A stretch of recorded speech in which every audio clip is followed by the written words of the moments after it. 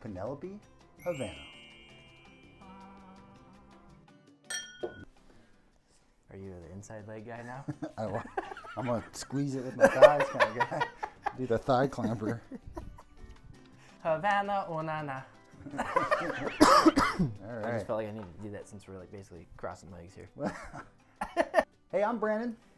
Oh yeah, hey, I'm Zach. And today on the Bourbon Bros Barrel. Where's the barrel? Or where's the bottle? Penelope Havana. Havana, onana. Okay. All right. Well, we've got the long-awaited Penelope Havana series. This is part of their cooperage series. I believe this is going to be rum and maple syrup cask finish. Yeah. So double finished, Yeah. 1 cask, 2 cask, red cask, blue cask. We've got Penelope Havana. You want to do the honors? Yeah, I'll do the honors. Sorry. It looks great. I don't see any way that these bottles don't just fly off the shelf for nothing less than it's got a beautiful shelf presence. Yeah, Penelope always does good with their little artwork on their bottles. And this is impossible. I don't have my knife. I can do it. Trust in me. I'm the Mission Man. Michelin Man? Michelin Man, yeah. My daughter looked like the Michelin Man the other day. We took her out in her snowsuit. Oh yeah? She was like, My boy kind of looks like the Michelin Man. If you look at it, like he's got like these straight logs for legs. oh, that's pretty. Yeah, it was delicate. It was dainty. Oh yes, we got to pour this thing, don't we? The long-awaited pour. After the long, gruesome cracking. The old cracking. All right, a little bit about the bottle here. We've got straight bourbon whiskey finished in maple syrup and rum barrels, double cask finish. We are sitting at 93 proof. So what do you expecting out of this? Well, it's pretty dark, so I'm hoping for a good mouthfeel. And it's finished, and you said maple? Maple syrup, 1 cask. Yeah. And then they've got a rum barrel, 2nd cask. Yeah, that's really interesting. So I'm thinking very sweet forward. Hopefully there's spice in there since it is a Penelope. Yep. I'm thinking maybe a little rye heavy. Yep. So I'm thinking this could be really, really good. I'm thinking sweet and spicy, man. I'm picturing like French toast or something. Cheers. Oh, cheers.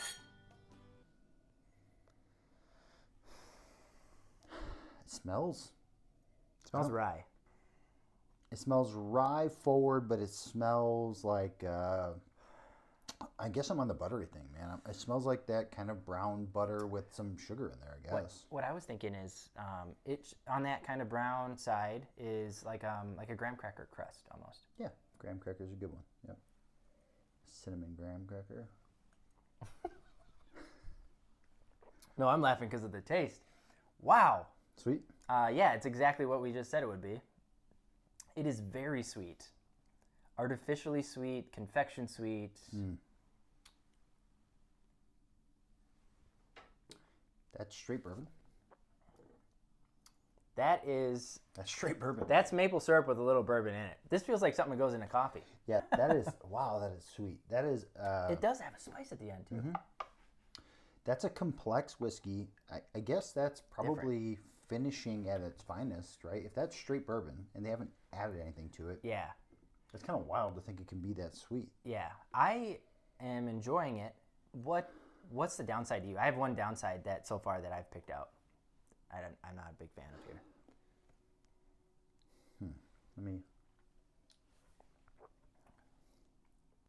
It's not oaky. You know, it doesn't have a lot of oakiness to it, which, you know, helps to balance some of the sweetness. So it's just like sweet, sweet, sweet, and more sweet. Yeah. It's not a terribly long finish either. Yeah. But I guess you expect that with a 93 proof. I'm guessing they didn't produce a ton of barrels because it's experimental, so they proofed it down to get more bottles out of it. Yeah. What else? I would say the mouthfeel to me isn't ridiculous. It's No. not like wow. I thought it was pretty thick. I think it feels good. I think it's like a medium. I would say a medium body, if that's a term. But I would say it's got like a medium mouthfeel to me, very short finish. It's, yeah, I would agree. A lot of kind of just a one note. There's not like a lot of oak in there. I'm not getting vanilla out of it. Like it's very just maple syrup forward. Yeah, it tastes like maple syrup. I mean, that's a great way to describe it. There's probably no better way. Yeah. I like the mouthfeel. I think the mouthfeel is nice. The finish is super quick, which, again, 93 proof, I guess that's to be expected. I'd be curious how long the whiskey aged the first go-round. Yeah. You know, during the initial aging process. Yeah. I'm sure they don't say that. The closest example to something like this would be is if I'm sitting down for a night, and this could be my first drink. Just like say you take like a like when you used to drink beer a bunch and you would sit down and be like, man, I could go for like something really refreshing in the summer, so I'm gonna get a summer shandy or something like that to start me off. But that's, I can only have one and I'm done. Yeah, yeah. Except for the time that we took that keg of summer shandy. The flat cake. That was a different time. Well, here, I'll just read this a little bit. So, Havana finishes are straight bourbon whiskey in rum barrels, renowned for their molasses confection and tropical sweetness. And I feel like that no other way to put it than that shines right through. I feel like it's that. Yeah, that's a good description of it. Yeah, for sure. I'm not disappointed. I don't know how much it cost. So we got it less than most. We got it at Woodman's the day it hit the market, that was a win for us. $76. $76.